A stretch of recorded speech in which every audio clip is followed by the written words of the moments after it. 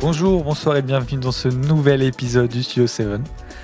Comme bientôt depuis un an, je suis entouré de la même équipe avec Frigo. Comment tu vas? Ça va et toi? Ça va plutôt bien. Pauline, comment tu vas? Ça va super, merci. Et Louis? Ça va, je suis malade, mais ça va. J'allais te demander aussi comment t'allais. Et puis moi, Deka, toujours là pour présenter ces épisodes. Alors, ce thème de ce nouvel épisode sera les super-héros. Mais avant de discuter tranquillement du thème, on va faire le retour de Frigo sur l'épisode du Néo Noir, dans lequel on avait proposé Blowout, Blood Simple et Plein Soleil. C'est ça. Donc, Ok. Frigo, je te laisse. Alors toi, déjà, par quoi parole. vous voulez que je commence? Bah, souvent, tu commences par les perdants et le gagnant. Ouais, je sais, mais là, est-ce qu'il y a... Non, ok. Bah, du coup... Je peux dire qu'il y a le gagnant. Ah, du coup, le gagnant, c'est Blowout. Et ouais. Ok. Mais Bravo. je tiens quand même à dire que c'était un choix extrêmement compliqué. Ouais, en fait, c'était vraiment super complexe. Que déjà, le néo-noir, j'ai toujours pas plus compris ce que c'était au final. Ah ouais? Ouais, non, en vrai, je pense avoir saisi, mais je suis pas sûr. Ok. Je sais pas trop. Après, vu que je connais pas non plus le film noir de base, du coup... Ouais, c'est ce que j'allais dire. Voilà. Je pense que c'est très dur d'appréhender la notion de néo-noir quand Oui. tu Ouais. connais pas les films noirs, quoi. Exactement. C'est sûr. Du coup, ouais, ça a été un choix un peu compliqué. Du coup, je vais commencer par le film de Pauline, du coup, qui a été, du coup, une déception. Je m'attendais vraiment à de ouf kiffer le film. Et Ouais. c'était douloureux. je C'était tellement douloureux à regarder, mon Ah, dieu. juste Je suis pour te redire, abattu. c'est Plein Soleil de Ouais, c'est plein soleil. René Clément. de René Clément. Ouais, avec du coup Alain Delon. Si Ouais. je dis pas de bêtises. Très jeune, très très jeune. Je l'ai même pas reconnu au début. Ouais. Je me suis dit, mais il arrive quand Alain Delon en fait? Ah ouais, je l'avais pas reconnu du tout. C'est la première personne que tu vois à l'écran. Ah ouais. Bah ouais, le film Voilà. est 1960. Il a commencé sa carrière d'acteur en 55, je crois. Donc c'est vraiment Voilà. tôt dans sa carrière. Mais je tiens quand même à dire que Pauline a réussi à faire à trouver le film français qui se passe tout en Italie où tout le monde parle italien. Bravo à elle. Mais non, il a été un peu compliqué en vrai à regarder. Déjà, je sais pas, je trouve déjà le jeu d'acteur il était complexe à aborder et à être agréable à regarder. Ok. Disons qu'ils sont un peu misogynes, un peu trop, ou ils ont des trucs un peu bizarres avec les femmes que j'ai pas trop kiffé dans ce film. Moi, je l'ai Ouais. pas vu. donc Après, je peux pas te dire. ça fait partie de l'ambiance un peu glauque du film, je Oui, trouve. je suis d'accord, mais le truc c'est qu'il y a des moments j'étais un peu en mode comment ça va être long, tu vois, je sais Ok. pas comment dire. Enfin, en gros, c'est plutôt d'une manière un peu gênante en gros. Je saurais pas trop l'expliquer en gros, mais vraiment genre le film a été très dur à regarder. Ok. Et la chute, trop déçu de la chute. Ah ouais? Ouais, je me suis Ne dit. spoilez pas, mais. Je spoil pas, tu vois, Ouais, mais ouais, genre, je me suis dit, peut-être, un film qui finit pas, entre guillemets, sur une happy end où le mec il s'en sort, et au final, non. Du coup, je suis un peu déçu. Ok. Mais voilà. Je me souviens plus de la fin. Bah, moi, je me Bon, on va souviens plus pas du film parce la que je l'ai pas raconter, vu. Non, non, mais... ouais. Bien Mais sûr. voilà. Ok. Euh, Bah, un peu déçu aussi que ça t'ait pas plu, comme c'est un de mes films préférés. Désolé. Ah ouais, c'est Mais- vraiment ouais, c'est vrai. Ouais, c'est... Enfin, après, c'est un film que j'ai vu assez tôt et Ouais. dans ma cinéphilie et qui a... où je connaissais peu le cinéma français, surtout le vieux cinéma français, Mm. et qui m'a amené à découvrir beaucoup de choses derrière, donc c'est pour ça que je Ouais. l'ai considéré comme particulièrement marquant pour moi. Après, j'avoue que Frigo, il apporte toujours un nouvel angle de lecture des films, et c'est ce qui est intéressant aussi Bah ouais, c'est le dans but. ses retours. Je viens de détruire tous les films. Surtout, je m'excuse d'avoir détruit un de tes films préférés, du coup. Non, Ouais. c'est Mais pas grave. du moins, c'est mon ressenti, quoi. Ouais, La non, mais t'as dernière le fois, droit. Hein. c'était Before Sunrise. Voilà. Là, c'est C'est toi. vrai. Peut-être que Louis va se faire détruire un de ses films préférés une autre Peut-être. fois. Aïe, j'ai peur. Donc, ça fait partie du jeu, quoi. C'est vrai. Après, du coup, j'ai passé à ton film d'Eka qui était du coup vas-y. Blood Simple des frères Cohen. Alors là, en Exactement. vrai, honnêtement, c'était vraiment très complexe. Je pense que j'ai plutôt déjà dire pourquoi j'ai choisi Blowout que Blood Ok, Simple. vas-y. C'est en fait, ça a été un des seuls que j'ai eu envie de parler, en gros, après l'avoir vu, Ok. et qui m'est resté vraiment en tête. Ok. Alors, j'ai vraiment kiffé les deux. En vrai, pour le coup, j'ai quand même kiffé les deux. Le son, d'ailleurs, de Blood Simple est vraiment incroyable. Bah, écoute, ça, c'est un truc que je savais pas du tout. Enfin, en fait, j'avais pas spécialement. En fait, si tu veux, c'est que capté, quoi. j'ai regardé du coup le film de Louis au casque. Ouais. J'ai regardé le tien au casque, Ouais. juste parce que voilà. Et en fait, je me suis rendu compte que genre déjà des trucs droite, gauche, machin et tout, c'était incroyable. Ah ouais La qualité des trucs, c'était vraiment super bien fait. Du coup, j'étais là en mode cool. Mais en vrai, en dehors de ça, je saurais même pas spécialement dire en fait. Limite, en fait, si je pourrais, mais je sais que je peux pas, tu vois, ce serait genre égalité, mais je peux pas. Mais en vrai de vrai, ouais, c'était aussi bien l'un que l'autre, quoi, pour le coup.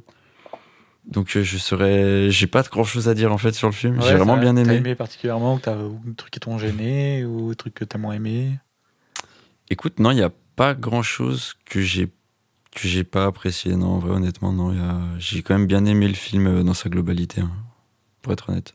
C'est plutôt encourageant pour découvrir la suite des frères Cohen, du coup, parce Ouais, que carrément, c'est un film qui est quand même considéré comme relativement mineur dans leur filmographie. Bah, Donc, il y a quand même un petit. Enfin.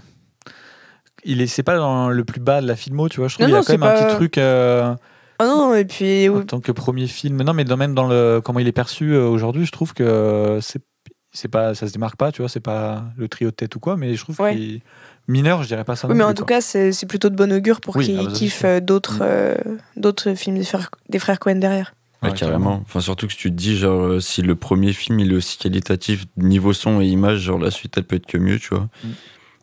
Après, pas tout le temps. Mais voilà quoi. Et ouais, du coup, on parlait un peu du son de Blowout aussi dans l'épisode. Et on disait, bon, en fait, tu peux être que déçu tellement on t'a vendu. Et ben en fait, non. Voilà. Mais tu vois, justement, c'est une question que je me suis beaucoup posée. Et du coup, ce que je comparais à vos deux films, et en fait, déjà, il y a un argument de taille, c'est que les films sont pas du tout de la même année. Ce qui fait que la qualité de son, elle afflue quand même vachement. Oui. Parce que c'est peut-être 5 ans, mais en vrai, 5 ans dans le son, il y a eu des poussées de fou. Et non, en vrai, le son, il est utilisé super intelligemment dans Blowout. Genre vraiment. Enfin, en fait, t'as toutes les clés du film sur, genre, entre guillemets, la deuxième scène, genre, quand il prend le son, en gros, au début. Et en gros, t'as toutes les clés pour comprendre le film. Et c'est juste après des indices un peu de partout, tu vois. Et c'est très. Enfin, comment dire. En vrai, c'est hyper intelligent dans la narration. Genre, si tu prêtes vraiment attention au son, en fait. Et vers le milieu du film, genre, t'as un peu compris qui c'était le vrai méchant et qui a un peu ce qui pouvait se passer par la suite, tu vois.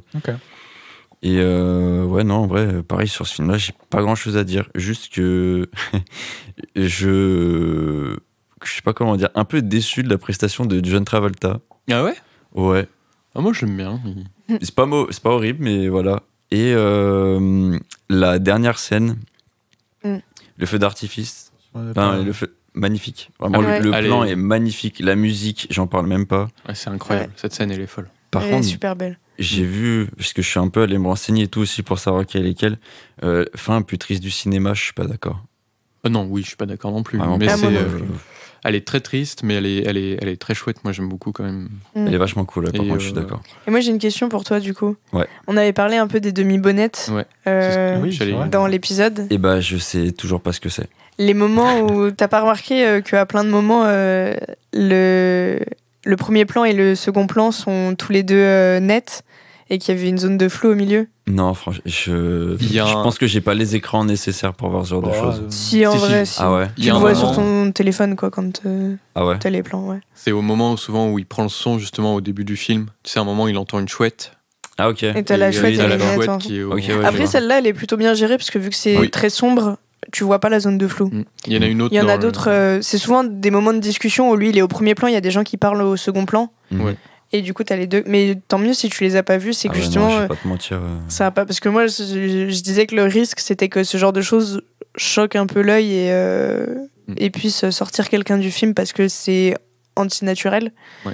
Mais si tu les as même pas remarqués, tant mieux. C'est un peu dommage que tu les aies pas remarqués parce que c'est la manière qu'a Brian De Palma de mettre en scène justement la prise de son. Ouais, carrément, c'est vrai. Enfin, je pense que ça a été. J'ai dû le remarquer, mais indirectement, en fait. Genre, ça n'a pas attiré mon œil plus que ça, je pense. Par contre, en vrai, je tiens aussi à dire, mais c'est quand même un des rares films que j'ai pu voir ou quoi, où il y a du split screen dedans. Ouais, bah c'est. Et t'as même pas l'impression qu'en fait il y a du split screen. C'est Brian De Palma. Super bien fait, quoi. De Palma, il en a fait un peu sa signature. Hein. Okay. Ah ouais, il en fait souvent. Ouais. Ok. Voilà. Je pense que c'est à peu près tout ce que j'ai à dire sur tous ces films. Bah, c'est pas mal. Mais en vrai, c'était quand même des bonnes découvertes. Même si Plein Soleil, mine de rien, genre, ça a été douloureux de le regarder. En vrai, c'était quand même une bonne découverte, tu vois, parce que j'ai pas vu beaucoup de cinéma français de cette époque, en fait. Donc voilà. Bon, du coup, Alain Delon, t'as quelque chose à dire sur Alain Delon Faudrait que je vois d'autres films. Mais sur le. C'est vrai que j'ai beaucoup parlé de. Parce qu'elle a dit, tu regardes ce film et tu comprends. Pourquoi Alain Delon? Parce que moi j'étais en mode tu sais, j'étais un peu populaire opinion. Alors, je peux comprendre, genre vers la moitié du film, en gros, parce que il a la classe, en gros. Ok. Mais j'ai toujours pas compris, par contre, du coup. Ah. Si c'est vraiment ça ta question, j'ai pas compris. C'est ça. Ok. Bah, on va juste finir en donnant ta note de découverte. De 0 à 10. T'avais donné 5, je crois, aux romances. Ouais. Donc vraiment, voilà, c'était. Ouais. C'était bof. C'était moyen, quoi. Et là, qu'est-ce que tu dirais? Je suis sur du 6 ou du 7. Ouais, 6,5. Ouais, 6,5. Ok. Frigo est quelqu'un d'exigeant. Ah ouais, parce que j'avais. C'est même pas tant ça en fait, mais c'est que. Je sais pas, je suis peut-être. Je sais pas comment dire en fait. Je m'attendais à être vraiment transcendé par les films. Je pense que je me suis mis trop de. Tu sais, genre en mode ça va être trop bien. Ah ouais. Et je pense que je me suis un peu baisé moi-même, quoi, en gros. Ah ok, parce que pourtant j'avais l'impression que c'était ceux quasiment qu'on avait vendus en disant bon, Louis va gagner, nous on a pris un peu histoire d'eux, tu vois. Ouais, enfin, pas histoire d'eux, mais on s'est un peu plus fait plaisir. Et du coup, ok, bon. Ouais, non, enfin après, c'est vrai que quand on a parlé du thème dans la première partie, Frigo il disait je pense que c'est un thème qui va bien me plaire, etc. Oui, c'est vrai. En fait, justement, c'est que j'étais déjà là en mode ça va être trop bien, ça va être trop bien. Et je pense qu'en fait, je sais pas quoi je m'attendais au final. Voilà, quoi. Parce qu'en plus, il y en a quand même 2 sur 3 que t'as plutôt bien kiffé, quoi. Et oui, non, mais carrément. Mais en fait, c'est que je pense que je m'attendais à une découverte totale, alors qu'en fait, c'est un style que je connais. Je pense que c'est peut-être pour ça, tu vois. Ah bah oui. Est-ce que c'est pas ça la morale de l'histoire sur le néo-noir? C'est personne n'arrive à comprendre ce que c'est, mais en fait, tout le monde connaît. Ouais, peut-être. Voilà. C'est tout? Bah écoute, je pense rien avoir à ajouter. Hein. Bon. Ok. Bah écoutez, on va clôturer ce retour sur les films néo-noirs et puis on va passer à notre partie sur les super-héros. Alors, deux petits épisodes sur les super-héros. Donc, première partie, c'est celle où on va discuter un petit peu du thème. On va un peu défricher, je sais pas comment dire, un peu tout ça. Donc, qui veut prendre la parole pour discuter tranquillement de super-héros? Peut-être Louis, tu vas nous abreuver de ta science sur le sujet. Nous guider. Ouais. Sois notre guide. Ouais, bah oui. C'est vrai que j'ai fait 2 mémoires là-dessus quand même. Ah ouais? Ouais, j'ai fait 2 mémoires sur le super-héros. Ah, je ne pas du tout. Ah ouais, pareil. Moi, je savais que t'étais calé, mais je pensais pas à 2 mémoires, tu vois. Et tu le dis que maintenant? Ouais, j'avoue. Ok. Il attendait son petit effet de surprise là. Ouais, j'ai fait 2 mémoires sur le super-héros. Donc le premier sur la figure du super-héros des années 80 jusqu'à nos jours. Un peu sa posture et tout, et comment il a évolué. Et le deuxième sur les éditions françaises de comics. Et de voir un peu comment les super-héros aussi sont arrivés en France. Ok. J'ai envie de poser une question qui est un peu hors sujet. Vas-y. Il y a des comics français? Oui et non. En fait, comics, ça se rapporte aussi pas mal au format comics. Donc, ce sorte de magazine mensuel qui est imprimé sur des pages dégueulasses que tu lis et puis tu jettes, quoi. Et en France, on a eu ça, mais avec des magazines genre Pif Gadget et tout, le journal de Mickey, puis, aussi, la bande à Picsou, le journal de Spirou et tout. Ouais. Mais en comics français de super-héros, il y a eu des super-héros français, mais il n'y a pas eu vraiment dans format bien spécifique, comme le manga par exemple. Ouais. Le manga français, il y a effectivement des BD françaises qui reprennent le format d'un manga. Et donc là, on peut dire qu'il y a du manga français, mais le comics, c'est un peu plus délicat à dire. Ok. Je croyais que bande dessinée, manga et comics avaient aussi une grande importance. Enfin, ça voulait dire quelque chose géographiquement, et que du coup, je partais du principe que parler de manga en dehors du Japon, ça n'avait pas trop de sens. Comme parler de comics en dehors des États-Unis, ça n'avait pas trop de sens. Ouais. Mais du oui, coup, non, mais si, ça n'a pas trop de sens normalement. Ok, ouais, c'est un peu un abus de langage du coup. Ouais. Okay. Et ça a été très vite aussi fait pour désigner un format de bande dessinée. Ok, d'accord. Voilà. C'est comme en Italie, il y a les fumetti, qui sont aussi des bandes dessinées en fait, qui sont plus larges que longs. Ok. Ah ouais, ok. Que haute. Ouais. Ok, je connaissais pas du tout. Moi non plus. Donc voilà, mais du coup pour revenir à notre thème de super-héros, c'est vrai que c'est un thème très américain, donc super-héros qui vient des comics, forcément. La bande dessinée américaine, c'est une histoire très large, et le super-héros tel qu'on le connaît aujourd'hui, il n'apparaît que dans les années 30, en fait.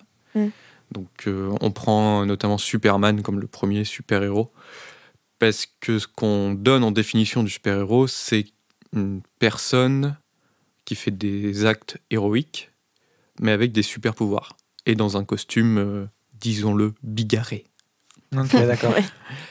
Et du coup, toi, tu dirais que quand on parle de justicier, c'est pas vraiment un super-héros. Si, c'est quelqu'un qui... Enfin, si, un super-héros, c'est un justicier. Oui, mais est-ce qu'un justicier, c'est un super-héros? Par exemple, il y a toute la question de savoir si Batman est un super-héros. Si, en fait, justement, Batman est un super-héros, même s'il n'a pas de super pouvoir, parce que autre chose qui est important dans les super-héros, c'est la question de l'identité.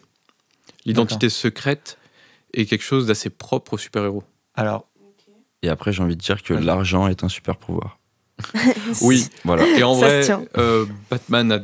Enfin, quand tu lis des comics ou même quand tu regardes les films Batman, tu te rends compte que c'est un être humain plus quand même. Ouais. C'est vrai que la ligne, elle est fine après, parce que par exemple, Iron Man, genre c'est pas des super pouvoirs.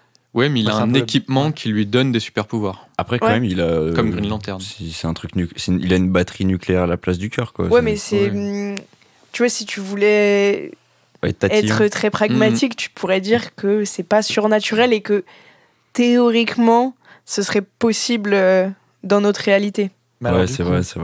Si on dit que les justiciers sont des super-héros, qu'il y a aussi cette identité, est-ce que Zorro, c'est un super-héros? Eh ben, il y en a qui le considèrent que non et d'autres que oui. Okay, ou en tout cas qu'il les prémisse aux super-héros. Ouais, ok. Après, moi, je ne saurais pas quoi dire. Il a 2 identités et une cape. Du coup, c'est un super-héros. Ouais, mais la cape, c'est un truc qui revient beaucoup, même s'ils n'en ont pas tous. Ouais, quand on pense aux super-héros, on pense à la cape, quoi. Ouais. Très rapidement. Et le masque, enfin masqué, et la cape, quoi. Donc, la double identité, ouais, c'est ça. Ouais.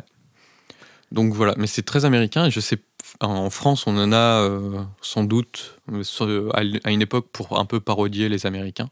Il n'y avait pas une série qui s'appelait Heroes ou un truc avec Arnaud de sa mère et... Ah oui, HeroCorp. HeroCorp, voilà, c'est ça. C'était très bien, ça, d'ailleurs. C'était très très cool. C'est pas Simon Astier? C'était Simon Astier qui l'avait fait. Ok. Et du coup, le super-héros donc, très américain qui est donc tiré des comics. Superman, le premier en 1938. Dans Action Comics numéro je ne sais plus combien. Parce qu'il faut savoir parce que le comics c'est antérieur au super-héros. Oui. Okay. Le comics, ça date au moins des débuts des années 10 en fait. Ok. La bande dessinée américaine, elle existe quasiment depuis les premiers journaux et tout, donc un peu en même temps que nous d'ailleurs, en France. Et bien entendu, il y a eu des films assez vite, à vrai dire. Et en fait, enfin, pas des films, des serials, plus exactement. Avec, par exemple, en 1941, The Adventures of Captain Marvel. Okay. Shazam. Enfin, aujourd'hui, il s'appelle Shazam. À une époque, il s'appelait Captain Marvel. Ok. J'aurais quand même une petite question, parce que j'ai déjà entendu parler de serial, mais je t'avoue que j'ai pas vraiment compris exactement ce que c'était. Je crois que c'est le truc que tu manges le matin. Oh là là. Ouais, mais là, pour le coup, c'est pas les céréales de Kellogg's. C'est des films épisodiques. Ok. Donc ça dure entre 45 minutes et 1 heure, à peu près. Ouais. Et ça passait au cinéma. Et la semaine d'après, t'allais voir la suite. Ça se finissait sur un gros cliffhanger. Et la semaine d'après, t'allais voir la suite. Ça existe, ça, depuis les années 10. En France, il y a eu Fantomas, par exemple. C'est genre des épisodes de séries actuelles où t'attends une semaine. Qui étaient projetés au cinéma. Ouais, en vrai, c'est cool, hein, c'est un format. Enfin, moi, je trouve que c'est un format hyper cool. Genre, il y a des séries qui, aujourd'hui, ont des grandes qualités cinématographiques. Ouais. Les épisodes, ils font 45-50 minutes. Tu te dis, ils pourraient de ouf emprunter ces formats-là. Après, je sais pas s'ils trouveraient leur public, tu vois, mais... Parce que l'avantage des séries, aujourd'hui, c'est que tu peux binge-watch, que tu peux regarder n'importe quand, que tu peux... Donc, je sais pas si au cinéma, ça trouverait son public, mais en tout cas, je trouve le concept hyper cool. Je crois qu'ils font ça pour des épisodes, genre des finales de certaines séries qui les projettent... Ou parfois il y a des avant-premières, genre des 2 premiers épisodes de la nouvelle saison, mais genre c'est des trucs très restreints, ouais. Mais moi j'avais une question, c'est qu'on parle du début un peu de Superman, et je sais pas pourquoi, mais j'avais un peu l'image que les super-héros au début c'était un truc très propagande. Ouais. Elle est devenue, juste. Mais c'est pas dès le début, enfin c'est pas dans ce but-là que ça a été. Non, vraiment pas dès le début. Enfin, pour avoir lu la première aventure de Superman, c'est pas du tout propagande, quoi. Il combat un gang de taxis. Ok. Voilà. C'est pas Captain America qui était vraiment à but de propagande, justement. Il y a eu Captain America, il y en a eu plein d'autres, moins connus, qui existent d'ailleurs encore dans certaines aventures aujourd'hui. Qui ont moins le côté propagande, bien sûr. Mais après, là, tu parles des débuts des super-héros dans les comics, mais les films de super-héros, ils sont arrivés à quel moment? Parce qu'il n'y avait pas aussi cette... Enfin, pour moi, les premiers Superman, justement, il y avait cette dimension un peu hégémonie culturelle américaine et soft power, ouais. Le film auquel tu fais référence, c'est le Superman de Richard Donner, avec Christopher Reeve. Ouais. C'est les années 70, c'est l'époque... où justement l'Amérique veut se montrer en soft power et tout, en gendarme un peu du monde. Donc effectivement, en fait, le super-héros a toujours plus ou moins suivi l'histoire et la société américaine. Et donc au début, dans les comics, ça a été très de la propagande. Donc pendant la Seconde Guerre mondiale, même avant que les États-Unis rentrent dans la Seconde Guerre mondiale. Et après la Seconde Guerre mondiale, d'ailleurs, les super-héros sont un peu tombés dans l'oubli. Et c'était les comics les moins vendus jusque dans les années 60, où Marvel est arrivé avec les 4 Fantastiques et a plus ou moins relancé le truc, quoi. Ok. C'est vrai que c'était gros. Moi, je me rappelle, quand j'étais au collège et tout, les 4 Fantastiques, c'était big, quoi. Enfin, mais le film avec Jessica Alba, Chris Evans et tout, là. Je me rappelle plus spécialement du film, mais je me rappelle que genre, quand on allait à McDo, t'avais toujours des jouets... Il y en avait eu 2, il y avait eu le premier, il y avait eu le surfeur d'argent. Pour moi, c'est des classiques de mon enfance, quoi. Oui, moi, c'est des gros films de mon enfance aussi. Il y avait des jeux DS ou Game Boy aussi. Il y avait une grosse hype. Il y avait les Tortues Ninja, il y avait les 4 Fantastiques. Peut-être aussi parce qu'il n'y avait pas autant de films de super-héros qu'aujourd'hui. Et du coup, là, c'était les gros trucs du moment. Parce que aujourd'hui, je pense que si tu vas dans la rue, tu demandes un super-héros aux gens, ils vont te dire bon, Superman, Spider-Man, Iron Man, tu vois. Ouais. Et je sais pas, peut-être que je me trompe, hein, mais Iron Man, il y a 15 ans, il était pas très personne connu. Personne ne le calculait avant. C'est le MCU qui a. Avant les films, c'était le gros coup de poker du MCU. Les premiers films Iron Man, c'était vraiment le gros. C'était connu. Ouais. Mais par les lecteurs, quoi, de comics, vraiment. Ouais. Et c'était le gros coup de poker du MCU. Et ça a marché, la preuve. Il y avait, dans les très connus avant ça, il y avait Hulk. Parce que justement, Hulk, il n'y a pas eu une série où justement... Il y a eu une série, mais il y a eu l'incroyable Hulk film. Oui, il y a eu la série avec Lou Ferrigno. Et il y a eu le film de Ang Lee en 2003. Ouais. Donc effectivement, il était déjà bien connu. Il n'y avait pas eu aussi un film dans les années 80 avec le mec qui était stokos de ouf, genre il est juste peint. Oui, c'est ça, c'est la série. C'est la série, ça. Et il y a eu un téléfilm. Et à chaque fois, t'as le même truc où genre il y a ses vêtements qui se craquent. Là. Et c'est Lou Ferrigno, et c'est d'ailleurs lui qu'on entend toujours quand il y a Hulk dans les films, encore aujourd'hui. Les cris de Hulk, c'est encore l'ancien acteur qui les fait. Ok, marrant. Et effectivement, il y a eu donc la série L'Incroyable Hulk où il est peint en vert, et il y a eu un téléfilm où c'est le procès de l'Incroyable Hulk. On voit Matt Murdock et on voit Daredevil. Ouais, Daredevil, pardon. Et on voit Thor. Et allez sur Google et regardez la gueule de Thor, c'est hilarant. Le mec, il est habillé en viking. Il a pas la cape et tout. Il est juste tout marrant avec de la fourrure sur les épaules, le casque ailé de viking. C'est trop drôle. Mais le MCU, c'est bon, voilà, c'est gros, c'est quelque chose. Et du coup, aujourd'hui, Marvel, en tout cas dans l'inconscient un peu, enfin le grand public et puis l'inconscient populaire, on va dire, c'est un peu au-dessus, je pense, de DC quand même. Je pense qu'il y a plus en fait, ce que je veux dire, c'est qu'à l'époque, quand on citait super-héros, à part Spider-Man, Marvel, il n'y avait pas grand-chose, j'ai l'impression, quoi, dans le grand public. Alors que chez DC, tout le monde Superman, connaissait Batman, Flash, c'était hégémonique à l'époque. Et aujourd'hui, je trouve quand même Marvel est un peu passé devant et tu connais encore les grandes figures, mais les gens vont plus vite penser à...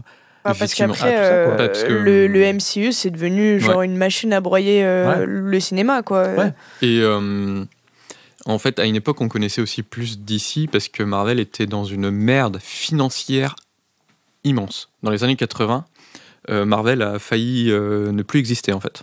Ah ouais. Ouais. Et donc DC, donc on parlait du premier film de Superman dans les années 70, je crois que c'est 72, de Richard Donner. Regarder. Et depuis, il faut savoir qu'il y a eu tout le temps des films de super-héros. Ça, c'est pas le MCU qui a mis quasiment tous les ans des films de super-héros. Il y en a quasiment eu au moins tous les 2 ans un film de super-héros. Et en fait, dans les années 80, DC était au top, que ce soit en termes de films et comics. Et Marvel, ils peinaient un petit peu, ils faisaient des téléfilms. C'est le genre du grenier qui parle notamment des téléfilms Captain America. Allez voir aussi ces pépites. Alors, genre, vraiment, c'est ridicule. Le mec, il a un frisbee à la place de son bouclier. Vraiment, genre, tu sens que c'est du plastique. Ouais. Tu l'as vu, c'est catastrophique, genre vraiment. Tu vois que genre vraiment le costume il est à 10 balles, quoi. Ouais, c'est ça. Après, en même temps, les super-héros, passer du format papier à l'écran quand t'as pas les effets spéciaux. Ah non, mais c'est sûr. Oui, mais tu regardes, genre par exemple, bon après là, les moyens ils sont totalement différents, mais je veux dire, en termes de costume, t'as pas l'impression de voir un mec avec un truc en plastique sur lui, tu vois. Non, mais je veux dire, à l'époque, quand il n'y avait pas encore les moyens de faire tous les effets spéciaux maintenant, c'est compliqué, quoi. Les costumes ressemblent à rien. Le slip rouge, d'ailleurs. Enfin, les slips, d'ailleurs, sur les pantalons, c'est un peu fini, non ? Ouais, c'est un peu fini, ouais. D'ailleurs, il y a des vannes parfois sur ça. Sur le côté has-been des costumes. Enfin, dans les dernières phases de Marvel, surtout, il y a plusieurs costumes qui ont été un peu redessinés. Le costume de Spider-Man. Oui. Effectivement, le costume de Scarlet Witch a été redessiné pour que ça colle mieux aussi. Ouais, et même, est très ridicule. Dans les derniers Superman ou Justice League, il est beaucoup plus sobre. Son costume à Superman, c'est pas ce truc du slip rouge sur le collant bleu, quoi. Après, les costumes évoluent quand même beaucoup. Hein, même dans les comics. Le premier Flash. Qui ressemble absolument pas au Flash qu'on connaît maintenant, quoi. Parce que c'est pas le même Flash, mais oui, non, mais bien sûr. Mais après, je fais mon geek. Non, mais t'as raison. Mais après, quasiment, une grande majorité des super-héros connus, ils ont eu plein d'identités, en fait. Oui, totalement. Donc, voilà. Et du coup, les costumes évoluent tout le temps en fonction des temps, avec les dessinateurs aussi des comics, donc forcément. Et donc, ça se trouve, dans quelques années, en fait, la sobriété et tout, ça passera de mode, et on retournera sur des trucs très kitsch. Peut-être. C'est pas, tu vois. Peut-être. Et du coup, je voulais revenir. Pauline, tu voulais peut-être dire un truc, Pauline ? En fait, je voulais revenir sur un truc qu'on a dit avec la comparaison entre DC et Marvel, qui est quand même aujourd'hui, qui sont les 2 grands studios de super-héros. Et moi, je parle de films parce que je m'y connais pas assez en comics. C'est que l'impression que j'ai en tant que spectatrice assez lambda en termes de films de super-héros, c'est que le DC prenait plus de risques pendant une grande période avec des films plus marqués auteurs avec notamment les films de Zack Snyder plus couillus, on va dire. Et j'ai l'impression que devant cette machine à faire des films grand public qui rapportent un max de fric qui est devenu Marvel, ils se rabaissent un peu à leur niveau et on se retrouve avec des trucs qui manquent un peu d'âme, genre Aquaman ou pour vouloir faire aussi ce DCU et vouloir rentrer dans cette chaîne de production où tu sors toujours des nouveaux films, chaque personnage doit avoir son film, puis sa suite, puis son film avec un autre personnage, et puis son film tout seul. Et du coup, je trouve ça un peu dommage comme logique de production, parce que franchement, pour moi, les meilleurs films de super-héros, ils sont chez DC. Enfin, quand tu vois Watchmen, quand tu vois les Batman, globalement. Et à côté de ça, on se retrouve avec... et du coup, ça fait questionner la notion de cinématique universe. Est-ce que c'est pertinent de faire des choses comme ça, et est-ce que c'est pas juste plonger la tête la première dans la logique de la rentabilité, de l'argent, de la course à la popularité, qui fait perdre en qualité artistique finalement? Malheureusement, un peu, ouais. Bah, en fait, j'ai l'impression, c'est que, comme tu dis, DC était sur leur créneau. Marvel, ils ont posé leur cinématique univers, ça a absolument bien marché. Et DC, je pense, comme tu dis, c'est un peu senti obligé, presque, de dire ah merde, on a raté un truc, il faut qu'on fasse pareil, sauf que ils y arrivent pas. Parce qu'en vrai, on peut critiquer Marvel, mais la manière dans laquelle ils ont lancé leur cinématique univers, c'est parfait, quoi. Au niveau marketing, au niveau tout, c'est génial. Ils ont pris réussi, le temps, ils ont posé tous les super-héros, et une fois que tout était bien posé, ils ont commencé à tout réunir, à faire des trucs et tout. Aujourd'hui, bon, c'est un peu la forme un peu dégénérée, parce que ça part un peu, tout le monde connaît, donc maintenant ils se permettent de balancer des gens que personne connaît, etc. Et en disant bon, ça va prendre. Mais au tout début, le taf, en tout cas de lancement du truc, était super bien. Et je parle même pas de la qualité des films, juste vraiment comment c'est pensé. Le truc, c'est que d'ici, ils se disent bon, en fait, on n'a plus le choix, faut qu'on fasse pareil. Donc ils ont un peu lâché un peu leur l'image qu'on avait d'eux pour faire ça, sauf que ils avaient du retard. Et au lieu de se dire bon, tant pis, on a du retard, mais on va reposer un truc, relancer, etc. Ils se sont dit merde, il faut qu'on reprenne tout de suite. Et ils n'ont pas pris le temps de faire comme Marvel avait déjà, je sais pas combien d'années d'avance, quoi. Quasiment 10 ans, ouais. Quasiment 10 ans d'avance. Tu peux pas arriver et il faut ces 10 ans, en fait. Ils sont obligatoires, je pense, pour lancer Cinematic Universe. Et d'ailleurs, le début du MCU, tu parlais de réalisateurs un peu connus, artistes et tout. Le MCU, c'est un peu ça, en vrai. Au début, ils font quand même appel à des réalisateurs, pas des yes man non plus, donc quelqu'un qui va dire oui à tout, mais des réalisateurs qui ont leur propre patte, leur propre envie narrative et tout. Donc, tu penses à quel film, là? Je pense à Jon Favreau avec l'Iron Man, à Thor avec Kenneth Branagh. Oui, c'est vrai que après il est... À Captain America avec John Huston. Il est abominable, le Thor de Kenneth Branagh. Oui, mais bizarrement, c'est peut-être la meilleure adaptation de Thor, mais bon, ça c'est... Ouais. Même James Gunn en vrai avec les Gardiens de la Galaxie et tout. Ouais, mais je trouve que. Mais aujourd'hui, par contre, je trouve que ils sont tombés dans le piège de la rentabilité, ça c'est sûr. Je trouve que malgré les auteurs à qui ils ont pu faire appel, il y a quand même une grosse uniformité dans la mise en scène Marvel, tu vois. Au début, c'est créé d'elle-même, mais au début, tu peux. Quand je sais pas, après, Jon Favreau, si je dis pas de bêtises, il est producteur aussi. Ouais. Je sais pas, tu vois, j'ai du mal à voir un geste de réalisateur auteur dans un gars qui produit et réalise Iron Man, tu vois. Enfin, je sais pas. Ouais, non, ça peut, il y a plein de réalisateurs non, qui produisent à la limite, aussi. La personne, bien que je suis pas forcément fan de lui, la personne que je considère la plus auteur dans le MCU, c'est Taika Waititi.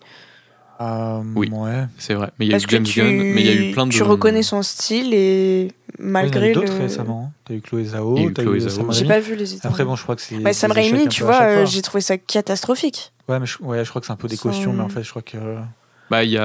c'est sûr et certain, aujourd'hui, le MCU a un cahier des charges. C'est pour ça, il faut que ça soit tout beau, tout uniforme et tout, mais c'est pas comme ça que tu construis, pour moi, un film adapté de super-héros. Les super-héros sont tellement tous différents dans leurs propres aventures. Bah oui, c'est ça. Tu peux pas nous dire ok, Doctor Strange, il va avoir le même type de film qu'un Iron Man. Ouais, et c'est dommage. C'est dommage, complètement. Il y a moyen de s'amuser énormément, je pense, avec les super-héros.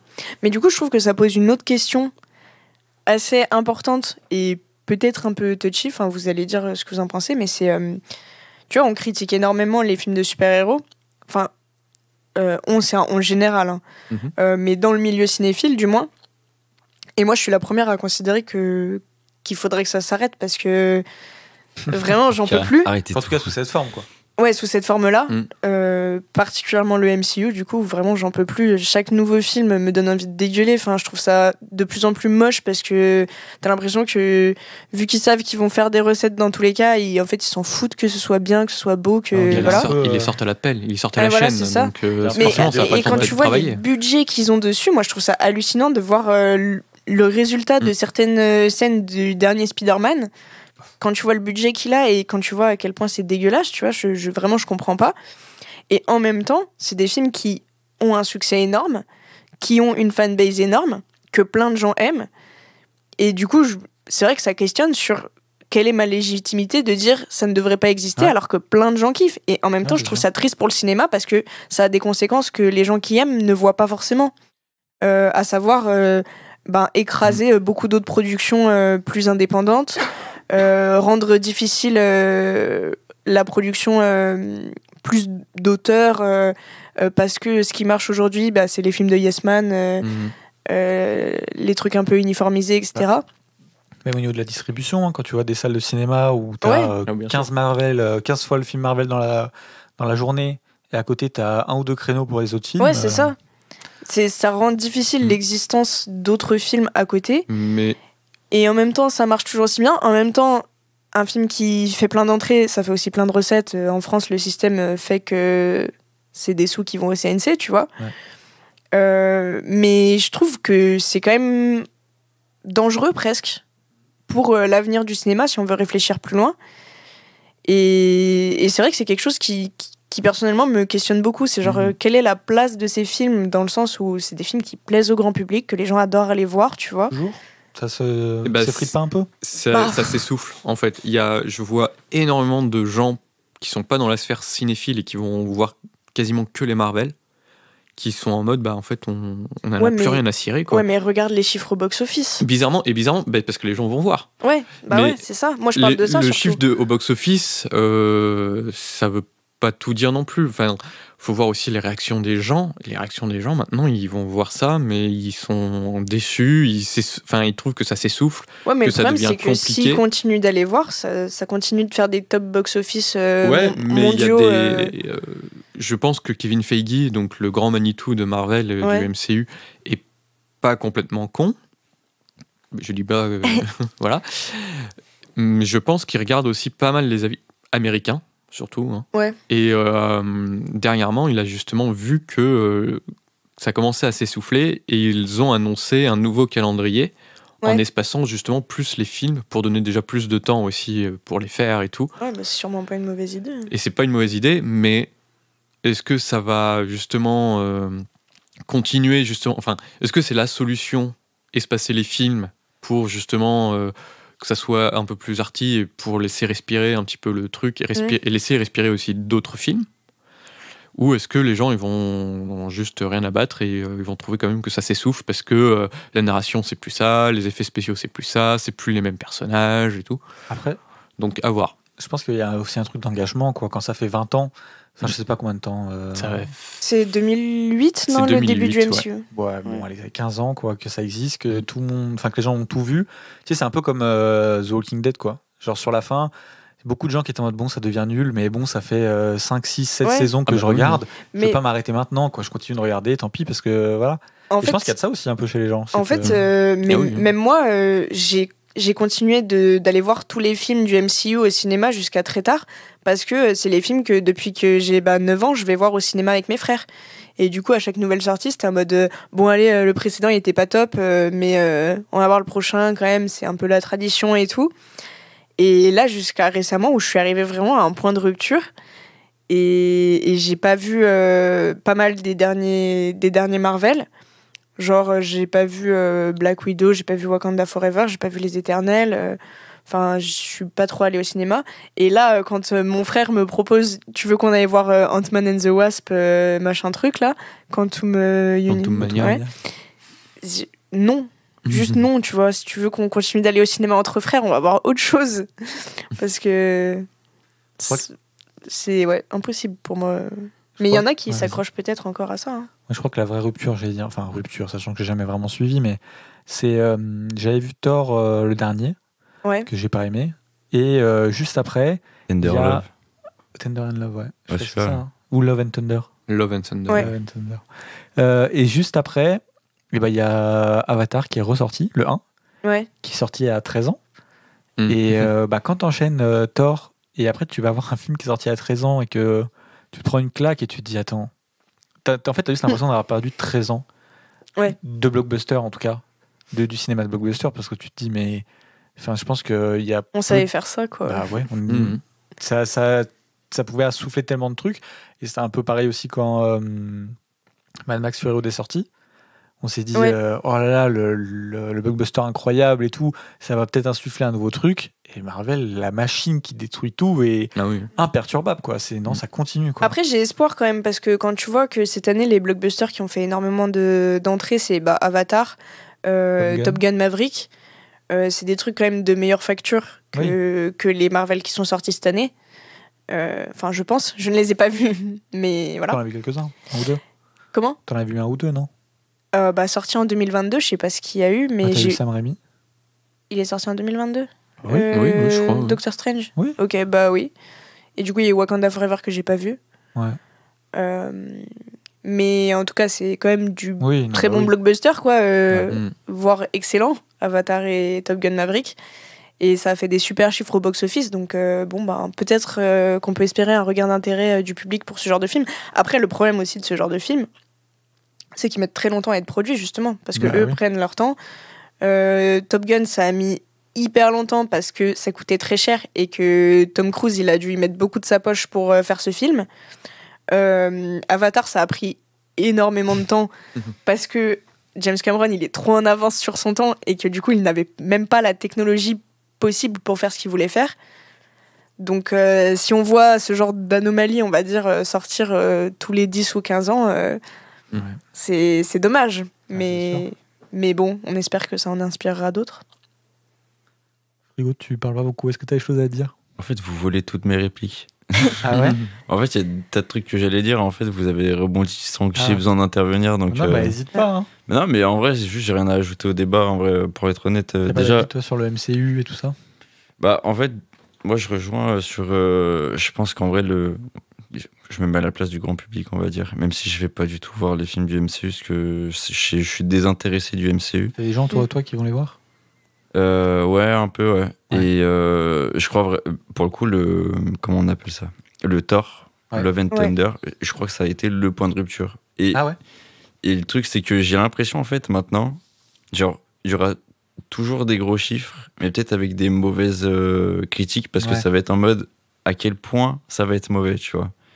Genre, c'est un peu comme on peut faire des blagues sur Fast and Furious alors que c'est très bien, tu vois, mais qu'on est là en mode, c'est le 10e, vas-y, c'est quoi, ils sont sur Mars ou... Je pense que j'ai l'impression, en fait, ça va finir un peu pareil. Ah, mais complètement. Ouais, c'est possible. Après, il y en a quand même beaucoup plus qui sortent que les Fast and Furious. Ah oui, c'est sûr. Enfin, Fast and Furious, ils prennent au moins leur temps de produire leur truc, tu vois. Après, moi, étrangement, j'ai bien aimé Love and Thunder. Hein, mais... Oui, moi aussi, j'avais bien aimé. Pas moi. Je l'ai pas vu. Voilà. Mais après, non, j'ai pas grand chose à rajouter. Par contre, j'aurais une question, du coup. Mais on parle de super-héros, mais du coup, les héros, ça n'existe pas là-dedans ? Ça dépend que ce que t'entends par héros. Du coup, justement, ma question, en fait, elle est là, c'est est-ce qu'un héros, c'est un super-héros ? Ou est-ce qu'il y a une nuance entre les deux ? Moi, j'aurais tendance à dire que le super-héros est la continuité des héros qu'on a créés depuis la mythologie, en fait. C'est ça. Le super-héros est juste la continuité de tous les héros qu'on a pu voir, donc de la mythologie, des romans, des romans de chevalerie et tout. Et aujourd'hui, dans les années 30, ça s'est transformé en super-héros, justement.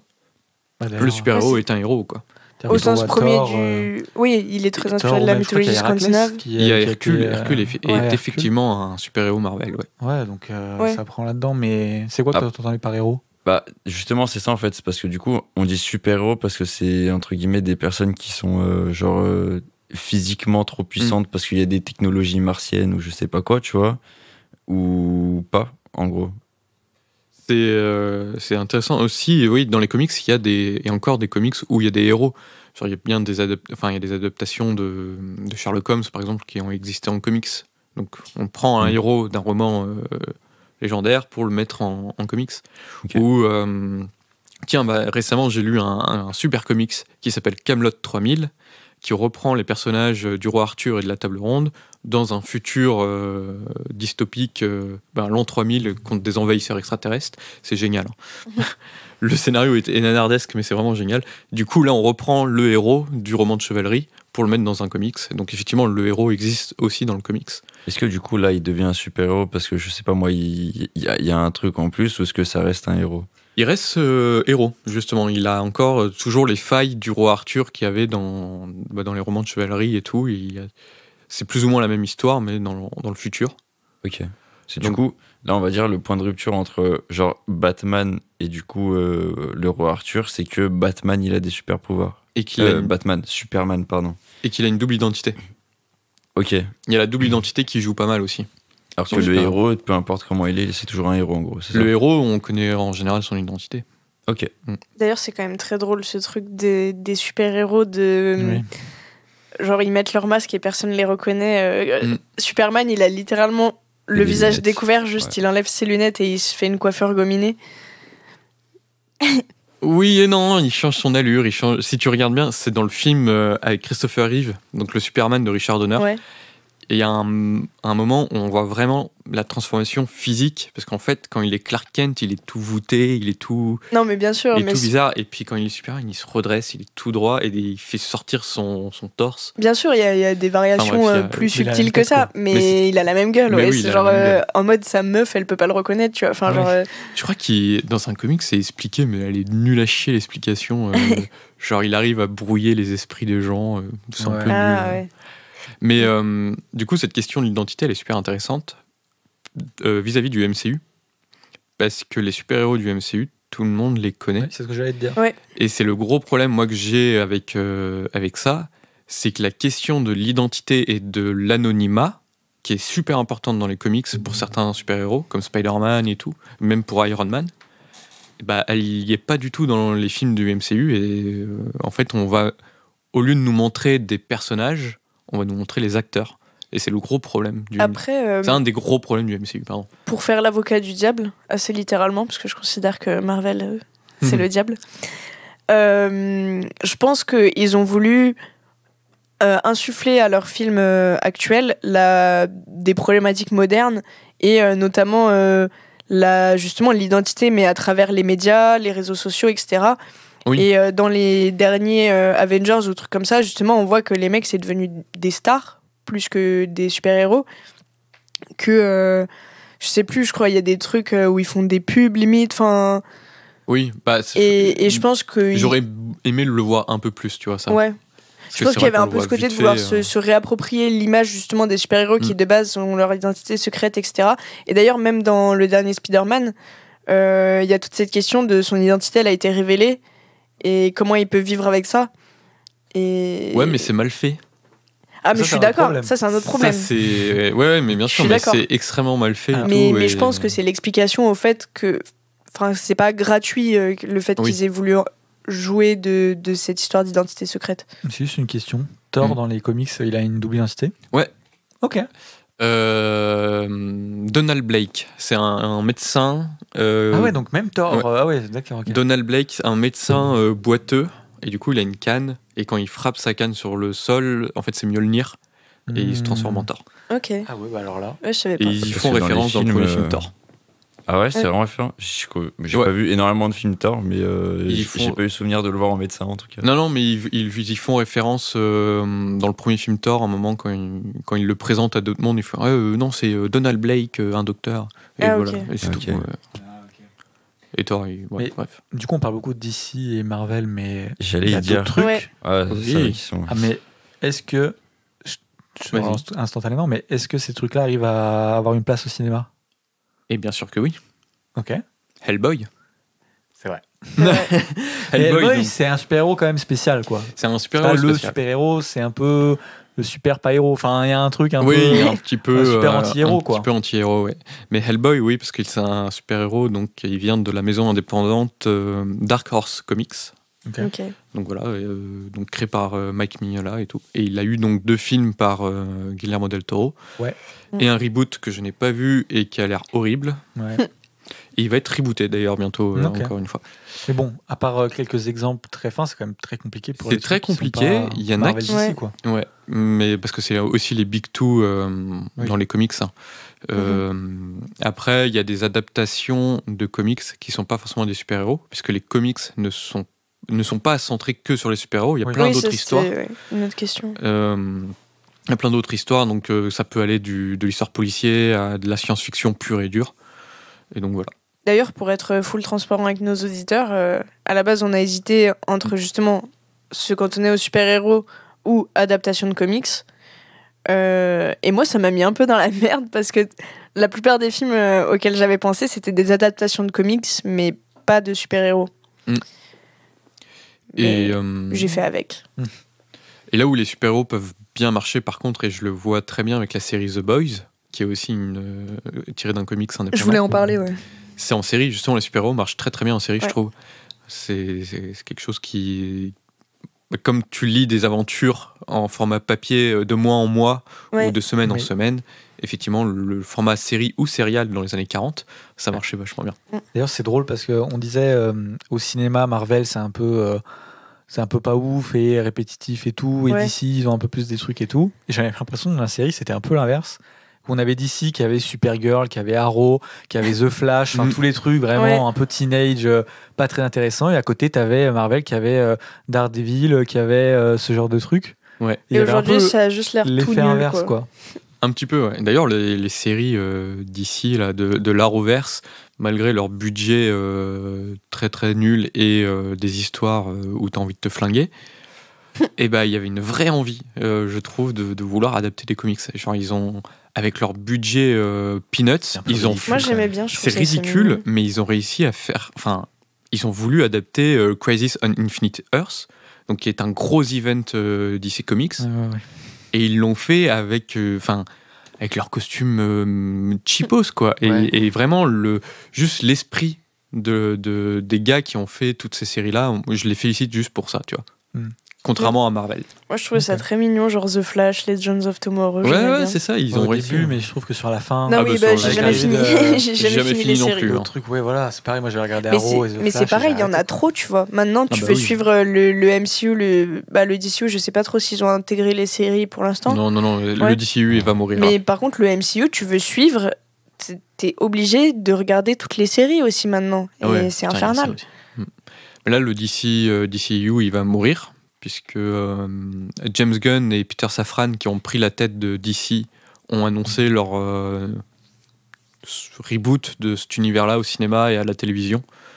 Et donc, ils ont annoncé des nouveaux films pour au moins 2025. Enfin, le premier film devrait sortir en 2025 et va se passer au moins de 2 ans à chaque fois. Ouais, ils ont dit, nous, on fera pas la même erreur que Marvel et tout. On veut espacer nos films, on veut... respirer et faire appel à des réalisateurs artistes qu'on aime bien. Oui.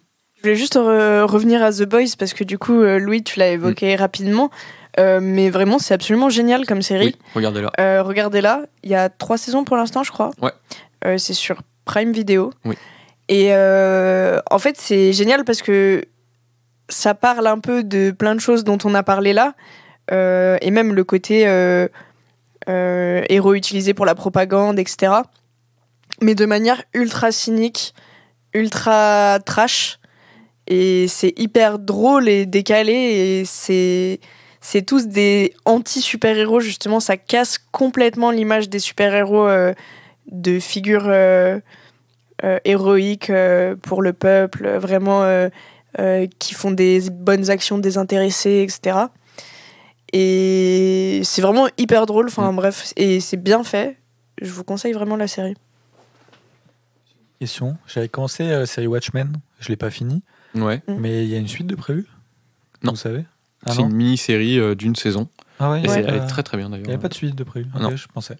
Elle est très très cool la mini-série Watchmen. Est-ce que vous avez d'autres choses à rajouter? Non, la conversation pourrait encore discuter, continuer longtemps parce qu'il y a plein de sujets, mais là. Mais non, moi j'ai plus rien à rajouter.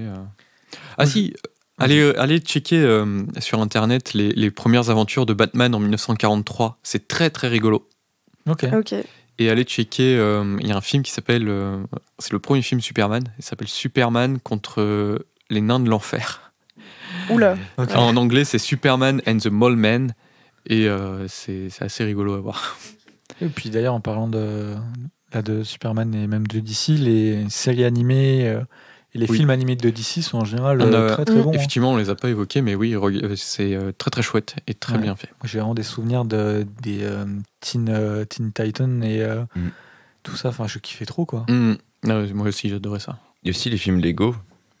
de super-héros. Oui, c'est vrai. Oui, il y a Lego Batman qui est très très bien. Alors avant de passer au film dont on ne parlera pas dans la partie 2, je voulais juste vous demander quel est votre super-héros préféré à chacun. Peut-être commencer par Louis. Compliqué. Ah ouais.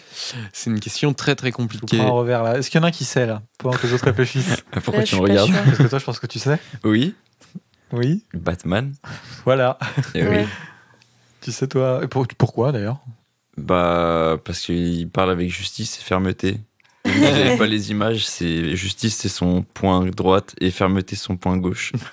Et qu'il a juste l'argent pour être fort en fait. Mais est-ce qu'il y a un truc que tu regardais la série animée quand tu étais petit et du coup... Ouais, mais même en vrai... Bon après, en vrai c'est un banger la série animée quand on était petit. Mais j'arrive pas à adhérer en fait aux autres. Genre Superman, à part Smallville, très bonne série d'ailleurs. Oui. Vraiment, je trouve elle est incroyable. Superman, j'adhère pas. Spider-Man, j'adhère pas du tout. Flash, je vois pas l'intérêt. Enfin, genre, il y a que Batman, je kiffe trop. Même après l'univers, c'est très glauque en fait.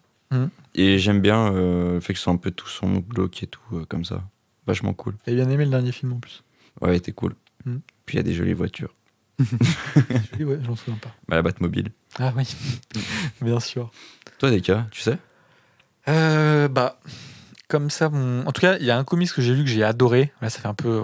C'est pas mon super-héros préféré, mais j'avais lu, je pense que tu l'as lu aussi, Louis, Mister Miracle. Oui, extraordinaire. On en a parlé plusieurs fois avec Louis de Mister Miracle. Voilà. Extraordinaire, Mister Miracle. King, Tom King, ouais. Tom King. Et Mitch Gerads au dessin. Je trouve ça incroyable. C'est très spécial. Même le format, les dessins, c'est très spécial. Et j'ai pris un peu quelques pages pour entrer dedans. C'est hyper sombre l'histoire. Mais même esthétiquement. Ouais. On est quand même sur un truc un peu. Voilà. Et c'est incroyable. J'ai au fond de moi toujours une petite envie que ce truc soit adapté, mais je vois pas comment ça pourrait être bien adapté. Donc d'un autre côté, j'ai pas envie. Ouais. Mais ouais, je pense directement à ça. Pendant longtemps, j'aimais beaucoup Green Arrow. Alors je sais pas pourquoi. J'ai lu aussi pas mal de comics là de Green Arrow. C'est de Rebirth. J'avais lu jusqu'à je sais plus où. Mais bon, voilà, c'est rien de spécial. Mais sinon, mon super-héros préféré. Une lanterne. C'est vrai que j'aime bien Green Lantern. Ouais, je t'entends souvent parler de Green Lantern. De Green Lantern? Ouais. Ouais, c'est vrai qu'il y a une période où... Après, lequel? Parce que du coup, Green Lantern, il y en a... Ouais, mais moi, je connais pas tout ça assez. J'aimais bien Green Lantern, je le trouvais ultra stylé. C'est vrai, ouais. Non, c'est vrai que pendant longtemps... quand j'étais tout petit, c'était Spider-Man. Et c'est vrai qu'après, il y avait Green Lantern que je citais pas mal à un moment. Je trouvais ça trop cool. Il est cool. Ouais. Mais en tout cas, plus d'ici. Ça, c'est sûr, c'est que je suis plus d'ici, ouais. Ouais, moi j'ai pas une vaste connaissance en super-héros, mais j'aime bien les mecs un peu bressons, tu vois. Donc, genre Rorschach, je sais jamais prononcer, mais bref. Tu sais que c'est un fasciste. Ouais. Ça, c'est littéralement non, mais, un nazi. Tu vois, c'est pas genre. Si je te dis mon super-héros préféré. Si je te dis mon super-héros préféré, ce sera pas en termes de lequel je trouve le plus stylé ou fort ou beau, tu vois, c'est plus l'intérêt que j'ai pour leur histoire et leur développement. Et je trouve que c'est un personnage hyper intéressant. Et sinon, pour rejoindre plus classiquement cet esprit un peu sombre et tout, ce serait Batman aussi, parce que c'est quand même un personnage qui, je trouve, peut avoir une profondeur de fou. A pu avoir au cinéma des interprétations ultra différentes. Quand tu vois la différence entre Batman de Tim Burton et les derniers de Matt Reeves, tu vois, ça n'a rien à voir dans l'esprit, et pourtant il y a des choses intéressantes dans les deux. Donc voilà. Bon, Louis, ça y est, t'es décidé. Ça va être compliqué, moi. Mais comme pour beaucoup, j'aime beaucoup Batman. Notamment dans ses interactions avec les autres, en fait. C'est pour ça que je l'aime beaucoup. On pense souvent que c'est un mec solitaire et tout, et qui veut être solitaire. Et en fait, là où il est le plus intéressant, c'est quand il interagit avec donc Robin ou avec Superman. Robin. Son fils, notamment. Ah oui. Le dernier Robin en date, Damian Wayne, donc, qui est le fils de Bruce Wayne. Leur duo est magnifique. Genre vraiment, vraiment très, très chouette. C'est un de mes personnages préférés. J'avais lu Super Sons, qui est génial aussi. Je suis d'accord. Là, j'ai repensé. J'avais commencé. Ouais. En vrai, j'ai toujours envie de continuer, mais j'arrive pas à me motiver. Ça me saoule. C'est vraiment incroyable. Les Robins sont super cool, t'as raison. J'aime beaucoup Superman parce que c'est un homme lumineux en fait. Genre vraiment, on pense souvent que DC c'est ultra sombre et tout, mais non. Enfin, il y a Superman. Superman. Lisez All Star Superman de Grant Morrison.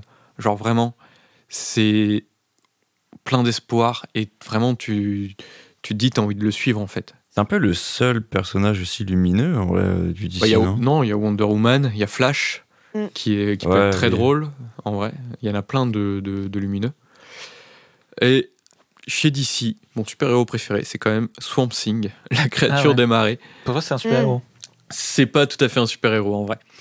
Je triche un peu. Un peu comme Hellboy, non? C'est un peu comme Hellboy, ouais. C'est un peu. Mais il est super intéressant. Il a eu une écriture super intéressante sous la plume de Alan Moore. Et donc, sur tout un truc écologique et tout, dès les années 80. Enfin, vraiment, c'était impressionnant de penser ça dès cette époque-là. Et j'attends une bonne adaptation. C'est prévu, non? C'est prévu bientôt. Donc, j'attends et tout. Et côté Marvel, ça va être Spider-Man. Parce qu'il est très humain. Classique. C'est bizarrement le super-héros le plus humain que je trouve avec Superman. Alors que bizarrement, c'est deux êtres supérieurs, enfin, qui ont des super-pouvoirs et tout, qui sont... Et ils ont une humanité folle. Et Spider-Man, vraiment, en plus, quoi. Je viens de repenser au fait que je kiffe Wolverine aussi, moi. Wolverine, et dans les X-Men aussi, il y a pas mal de personnages que je trouve assez intéressants. On n'a pas parlé des X-Men, qui sont très très cool. Carrément. J'ai quand même une autre question du coup, parce que qui dit gentil dit méchant. Est-ce que vous avez votre méchant préféré aussi ou pas? Ah. J'en connais pas assez, je pense, pour dire. Parce qu'il y en a vraiment beaucoup quand tu connais bien les comics. Je suis d'accord. En fait, le truc, c'est que j'ai peur d'en oublier un. Et que, genre, ce soir, tu vois, je suis en mode non, j'ai pas cité ce méchant. Après, c'est une question comme ça. En vrai, elle est hyper large. Genre, Moi, je ne citerai qu'un seul méchant qui me fait le plus rire. Il s'appelle Condiment King, qui a été inventé par Paul Dini et Bruce Timm dans la série animée de Batman. Et c'est juste un braqueur de banque qui a comme arme du ketchup et de la mayo. Putain, oui. Condiment King. Voilà, et ça me fait mourir de rire d'imaginer un mec comme ça. Je crois que c'est un méchant dans Batman. Bumblebee? Non.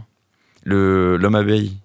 Non, l'homme... Firefly. Je le trouve trop stylé comme méchant. Cool.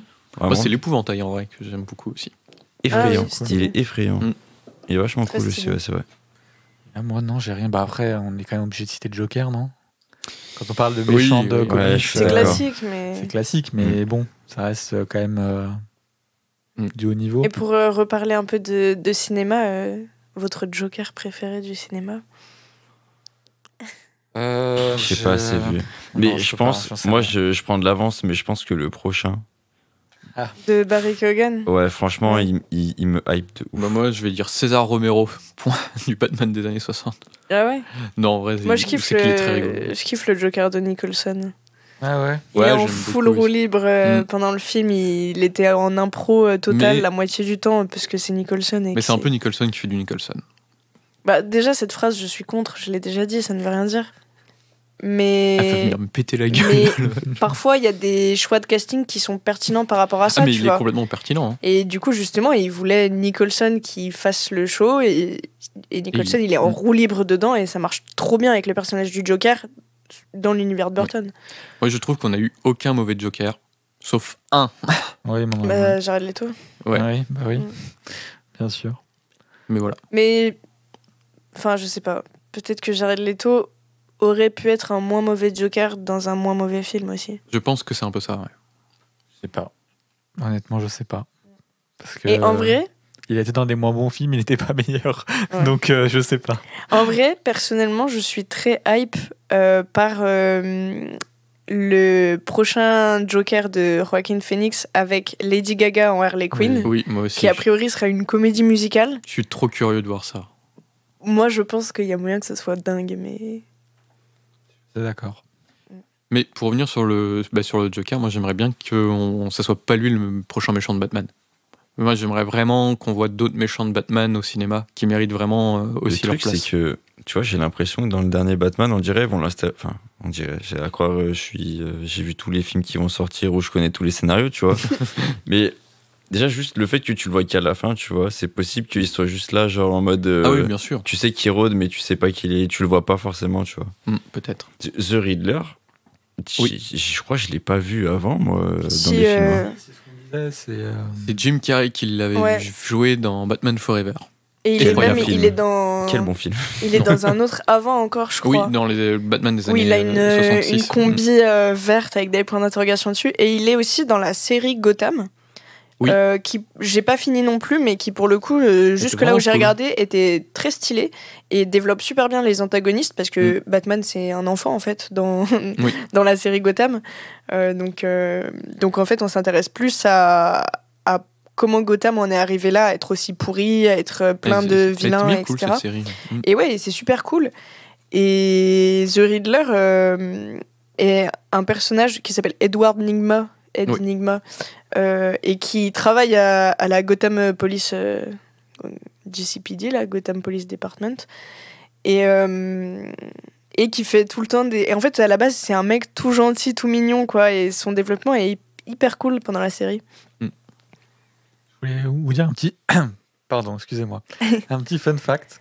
J'ai voulu taper, du coup, liste de super-héros. Je suis sur Britannica.com. Ouais. Et donc, les 3 premiers... ma montre qui parle, je sais pas si on l'entend. Merci Siri. Voilà, Siri qui parle. Ant-Man en premier, Aquaman en deuxième et Astérix en troisième. Du coup, ça va faire. C'est vrai qu'on n'a même pas parlé du héros français. Mais après, c'est un héros, du coup, c'est pas un super héros. C'était plus un héros, Ah, mais du coup, il est noté dans la liste et vraiment, il y a que les trucs assez connus et sérieux, tu vois. Et à côté, on a Astérix. Et ça m'a dit que Astérix n'est pas sérieux. C'est un peu notre super-héros basique. Tu vois, il y a par exemple, il y a les Tortues Ninja, c'est banger pour moi. Ouais. Tiré aussi d'un comics indépendant. Ouais, j'adore les Tortues Ninja. Franchement, c'était un de mes trucs préférés. J'ai entendu parler beaucoup des Tortues Ninja. Et j'ai l'impression qu'on a un peu tous la lunette de la nostalgie. Non, écoute, la fameuse. Non, en vrai, vraiment, j'ai entendu parler de la série quand on était gosse. Et visiblement, elle est vraiment pas si bien que ça. Genre, c'est cool les 3 premiers épisodes. Je pense qu'il y a des trucs qu'il faut pas revoir et il faut garder les bons souvenirs. Mais justement, c'est ça le truc. Genre, après, j'ai pas vu les derniers films, mais. Il y avait les jeux aussi. J'en ai pas. Les jeux, ouais. Mais par contre, les derniers films, j'en ai pas entendu du bien. Après, c'est peut-être faussé, du coup, je sais pas. Je sais pas. J'ai vu que le premier. Il y avait pas un. On relance à chaque fois. Ouais, le débat, il est infini. Oui, il y a pas un comics. Tortue Ninja Fit Batman qui est sorti récemment. Enfin récemment. Si, il y en a un, ouais. Il y a eu plein de feats en vrai. Je l'ai pas lu. Ok. Je l'ai pas lu, mais Batman, tous les super-héros ont eu plein de feats. Marvel et DC ont fait leur featuring dans les années 90. Oui. Ça ne se refera peut-être pas. On sait pas. On sait pas ce que l'avenir nous réserve. Et Batman a eu notamment un feat donc avec les Tortues Ninja, mais aussi avec le Xénomorphe d'Alien.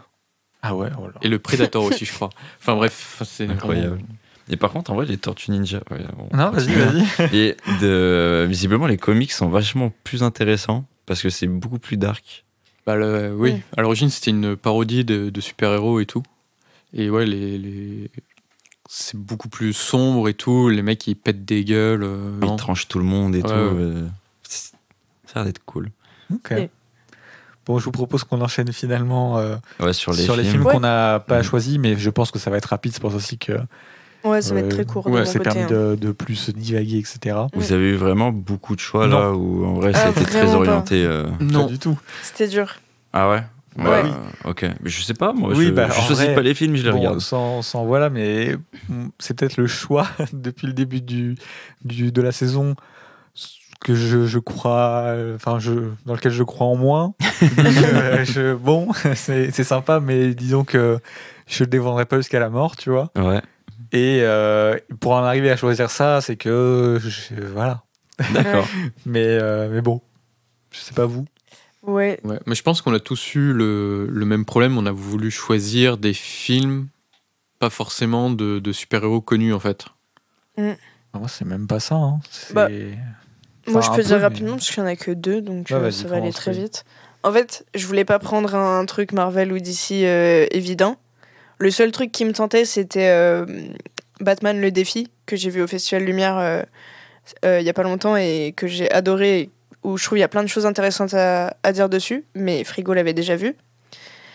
Et après, je me suis dirigée vers Incassable de Shyamalan, parce que je trouvais que c'était une approche un peu différente du super-héros et justement hors des traits classiques. Frigo l'avait vu aussi. Du coup, j'ai fini par choisir Darkman de Sam Raimi, dont je parlerai dans le prochain épisode. Louis ? Et ben moi, un peu comme Pauline, je voulais pas choisir un film de super-héros Marvel ou DC. Et dès que le thème, on en avait un peu parlé et tout, et dès que le thème a été validé, j'avais tout de suite mon film. Mais aujourd'hui, je me dis, quel autre film j'aurais pu choisir ? Et j'ai réfléchi il y a pas très longtemps. J'aurais pu proposer The Green Hornet de Michel Gondry. Ah bah, quand j'ai vu ton film, j'ai pensé à The Green Hornet. Mais le problème de The Green Hornet, c'est que c'est pas tout à fait un film de Michel Gondry, quoi. Il s'est fait un peu déposséder de son film par Seth Rogen, qui est l'acteur et producteur principal du film. Et que en vrai, on parlait des lunettes de la nostalgie. Ouais. Je pense que si je le revois aujourd'hui, je l'aimerais beaucoup moins qu'avant. Et surtout qu'avant, c'était aussi le gros délire que j'avais avec un pote. Donc, j'ai vu tellement de fois. Ouais, mais après, question rapide, The Green Hornet, tout comme le film que tu as choisi, tu veux peut-être dire ce que c'est d'ailleurs ? Oui, et du coup, j'ai choisi Super de James Gunn. Voilà. En fait, les deux films sont rapprochables en bien des points, je trouve. Et mon problème, c'est est-ce que c'est vraiment des films de super-héros ? Est-ce que c'est pas un teasing pour la partie 2, ça ? On en parlera à la partie 2 ? Ok. Ouais. Et donc, voilà. Et j'avais pensé aussi à Incassable et tout. Enfin, je voulais pas non plus de films de super-héros tirés de comics. Je voulais aussi montrer que y a des films qui ont su inventer leur propre super-héros.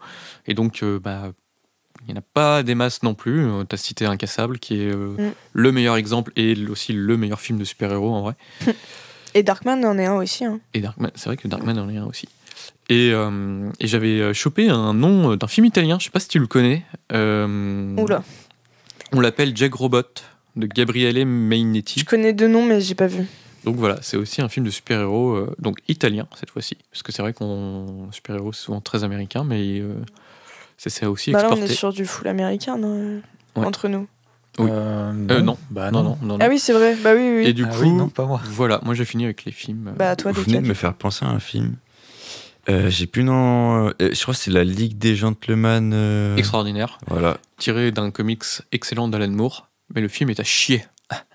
Je savais pas que c'était un comics par contre. Ouais, c'est un comics qui reprend les grands héros des romans du 19e siècle et qui en fait justement, qui les transforme en super-héros. Donc t'as Jekyll qui se transforme en Mr. Hyde, t'as Captain Nemo, et tout ça dans une équipe. Dorian Gray quand même. Ouais, dans le film, ouais. Qui n'est pas dans le comics. C'est vachement cool. Ah ouais ? Ouais. Ok. Mais voilà, Okay. Le comics c'est très très chouette. Ok. De mon côté, en fait, souvent on essaie un peu de trouver des pépites, quoi, un peu perdues, et j'ai l'impression que j'ai eu avec les films de super-héros, c'est que les films de super-héros très bien, et en fait tout le monde les a vus. Et les pépites de super-héros, en fait, il n'y en a pas beaucoup. Ouais. Parce que si les gens ne les ont pas vus, c'est que c'est pas bien, quoi. C'est un peu l'impression que j'ai en général sur les films de super-héros, quoi. Parce que vu que c'est des trucs quand même très grand public et qu'on voit beaucoup quand on est jeune, etc. Si on les a pas vus, souvent il y a peu de trucs qui se cachent, quoi. Du coup, ça a été compliqué et finalement, voilà, j'ai eu beaucoup de mal à trouver un bon film. Alors j'ai hésité avec, au début, une des raisons pour lesquelles je voulais faire cet épisode, c'était pour parler d'Hellboy. Il se trouve que Frigo avait déjà vu Hellboy, donc je me suis dit tant mieux, je préfère Hellboy 2. Et j'ai tout vu. Et il a aussi vu Hellboy 2. Donc je me suis dit bon, on va annuler l'épisode parce que je vais pas pouvoir parler d'Hellboy. Donc non, voilà, Hellboy, film de Guillermo del Toro, absolument génial. Le mec a inventé tellement de gimmicks. Enfin, il faut savoir quand même que Guillermo del Toro, au niveau des films de super-héros, il a inventé des gimmicks et des aspects de mise en scène qui sont devenus des trucs ultra communs. Il y a plein de trucs qu'on voit quasiment maintenant dans tous les films de super-héros et qu'on se dit c'est ultra cliché et tout, mais très souvent c'est Guillermo del Toro qui l'a fait dans ses soit Blade 2, soit Hellboy 2, et c'est des trucs de mise en scène qui reviennent super souvent. On a un exemple là ou pas? Non, parce que c'est des trucs qui sont très visuels et là je pourrais pas te dire, mais c'est des plans basiques maintenant de films de super-héros qui ont été faits la première fois par Guillermo del Toro. Ouais, je sais qu'il y en a pas mal. Parce que Guillermo del Toro, il y a un truc, c'est qu'il aime quand même créer des nouveaux trucs, quoi. C'est un réal qu'on aime ou qu'on n'aime pas, qui aime apporter des nouvelles idées de mise en scène, etc. Et je sais que c'était le cas avec Hellboy 2 et Blade 2. Un peu comme Sam Raimi avec cette trilogie Spider-Man au final. Ouais, non, mais carrément.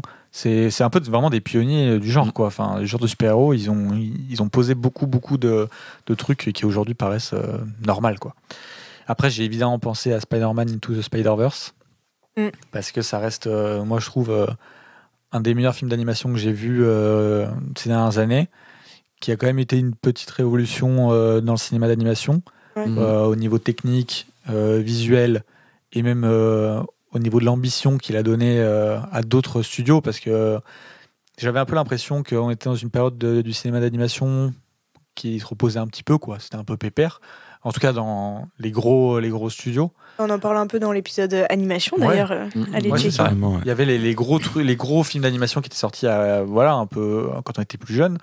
Et là dernièrement, il n'y avait pas de gros bangers, quoi. Enfin, en tout cas, c'est mon avis. Et encore une fois, j'ai pas tout vu, mais dans la globalité, c'est un peu ce qui ressortait. Et je trouve que Spider-Man Into the Spider-Verse, il a vraiment insufflé une nouvelle énergie au cinéma d'animation, quoi. Il y a plein de studios qui se sont dit, attends, moi aussi je vais faire mon Spider-Man Into the Spider-Verse, quoi. Parce que ça a vraiment super marché. Enfin, c'était vraiment une réussite autant critique que financière, je pense. Ah oui. Donc ils se sont dit, allez, go tester, on va pas se reposer sur nos lauriers. Et par exemple, dernièrement, il y avait du coup le Chapeauté 2 qui est sorti, et je mets ma main à couper que le Chapeauté 2 sans Spider-Man Into Spider-Verse n'existe pas. Enfin, je pense que, en tout cas sous cette forme, je pense vraiment que non. Et la preuve, on regarde Chapeauté 1 et Chapeauté 2. Pour moi, le vrai truc qui s'est passé entre les deux et qui a lancé un nouveau truc, c'est Spider-Man. Après, ça se trouve, je me trompe, et en fait, il a commencé à être produit avant, mais je ne pense pas.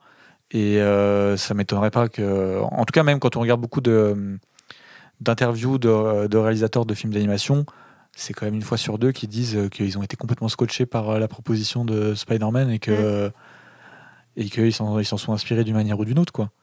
Et là, il y a le 2 qui devrait sortir en plus là bientôt. Cette année. Ouais. Donc, autant dire que je l'attends vachement beaucoup. Donc non, pour le coup, je ne l'ai pas choisi parce que... Alors oui, je crois que j'ai pas dit pourquoi j'ai pas choisi, mais parce que c'est un peu évident, quoi. Enfin, dernièrement, film de super-héros, Spider-Man Into the Spider-Verse, c'est facile, et je me suis dit, bon, on va quand même pas prendre le truc le plus simple du monde, mais en tout cas, si vous l'avez pas vu, si vous ne l'avez pas vu, allez-y, regardez-le vraiment, même si peut-être que vous n'allez pas trop accrocher, mais on est face quand même à une proposition nouvelle et à un vrai changement, quoi. Enfin, en tout cas, voilà, c'est mon avis sur la question. Et je sais pas si vous êtes d'accord, mais... Ah bah si, totalement. Voilà. Je l'ai pas vu. Il faut que tu le vois. Ouais, si on l'avait proposé, il faudra... Non, vraiment, je pense que tu kifferais. Il est pas très long en plus. Il fait, je crois, 1 heure... il fait 2 heures. Super long. Voilà. Non, voilà, donc c'était ces 3 films, quoi. Après... du coup, t'as choisi quoi? Oui, bien sûr. Alors, qu'est-ce que j'ai choisi? Un banger absolu. J'ai choisi The Heroic Trio de Johnny To. Qui est un film hongkongais, du coup. On en parlera un peu plus la semaine prochaine, du coup, mais c'est quelque chose. J'ai une question. Ouais. Est-ce que Shaolin Soccer est un film de super-héros? C'est un peu des super-pouvoirs. Il manque le truc... La double identité. Non, et puis sauver le monde, quoi. Genre. Ouais. Non. Non, vraiment pas. Non, ils sauvent absolument pas le monde. Quoique, à la fin, ils insufflent un truc dans la société. Quand même. Mais moi je trouve quand même. Non. Franchement, non. Ouais. Je pense que sur ces belles paroles, on peut conclure. Ouais. Et écoutez, ce que je peux vous dire en tout cas, c'est que si ça vous plaît de nous entendre divaguer comme dans cet épisode, n'hésitez pas à le partager autour de vous, à en discuter avec d'autres personnes. Partager sur les réseaux et en dehors, liker, retweeter, enfin bon, tout ça, mettre des petites notes sur les sites, enfin les plateformes de podcast. Et vous nous découvrez, découvrir les autres aussi. Ouais, c'est vrai, il y a plein d'autres épisodes, plein d'autres thèmes, et normalement, c'est pas prêt de s'arrêter. Donc voilà. Au niveau de nos réseaux sociaux, si vous voulez nous trouver, on est sur Twitter et Instagram et Letterboxd. Alors Twitter, Instagram, Studio7pod, Letterboxd, Studio7. Donc voilà. Sur notre Letterboxd, vous pourrez trouver des listes collaboratives qu'on fait avec vous, dans laquelle on regroupe tous les films dont on parle. En tout cas, pour chaque thème, en fait, on fait une liste dans laquelle on regroupe tous les films dont on a parlé pour le thème en question et tous les films que vous nous avez donnés sur Twitter et Instagram lorsqu'on vous le demande. Donc voilà. Qu'est-ce que je peux rajouter ? Je crois que c'est tout. Si le podcast est affilié à l'association Super Seven. Tout à fait. Donc que vous pouvez retrouver sur Twitter à Super7fr, Instagram super7.fr et le site internet super7.fr. Si vous voulez adhérer à l'association pour nous soutenir, et puis il y a plein de projets, l'association, je vous laisse aller sur les réseaux pour voir tout ça. Ouais, allez voir, parce qu'en ce moment, il y a trop de dingueries pour réussir à résumer. Voilà, c'est ça, mais en tout cas, vous pouvez adhérer pour 10 €. Ouais, c'est valable 1 an. Voilà, et ça nous aide énormément. On va faire un petit tour de table pour donner un petit peu nos réseaux, savoir où nous retrouver. Pour une fois, je vais commencer par Louis. Tu changes les habitudes. Je change les habitudes. Où est-ce qu'on peut te retrouver, Louis ? Moi, on peut me retrouver sur Twitter, Instagram et Letterboxd à @loulou-du8 MacDuck. Et toi, Pauline ? Alors, moi, sur Twitter, c'est polynôme-du8, Instagram, pauline-du8, Janon, J-A-2-N-O-N, et Letterboxd, Melvin Udall, comme le personnage de Nicholson dans Pour le pire et pour le meilleur. Et Frigo, où est-ce qu'on peut te retrouver ? Eh ben, on me retrouve. Oulala, on peut me retrouver sur Twitter, du coup, à @frigobits, avec un S parce qu'il y a plusieurs bits. Sur Instagram, à AL-du8 sim, SIIM. Et sur Letterboxd, à frigo_, qui sera à jour, d'ailleurs. J'ai rien dit. Voilà. Et toi, Deka ? Mais c'est bien. Ouais, et toi, Deka ? Moi, on peut me retrouver sur Twitter, Deka24_, et sur Letterboxd, Deka24. C'est ce qu'on devrait faire la prochaine fois. Maintenant qu'on commence à connaître par cœur nos routines, c'est que chacun doit dire les réseaux d'un autre. Oui, ouais, doucement. Allez, on est petits she's crazy. Non, mais pourquoi pas. Écoutez, moi je vous propose qu'on se donne rendez-vous dans une semaine pour la partie 2. Ouais. Et puis bonne semaine. À la semaine prochaine. Salut. Cut.